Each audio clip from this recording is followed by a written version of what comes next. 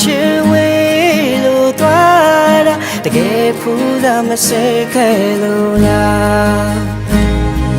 အတိတ်ကငါတော့ခဲ့တော့ချစ်သူရဲ့မင်းဘဝသာရေလို့အေးမြပါစေတကယ်မှမထင်နဲ့အကြောင်းကြားရင်လေမဆိုင်တော့နာဆွင်တယ်လေသူနဲ့ရောက်ရဲ့ပုံမြင်လုံးလေးကိုလေဝေးသွားပြီးမပြေပါနဲ့ချစ်သူရဲ့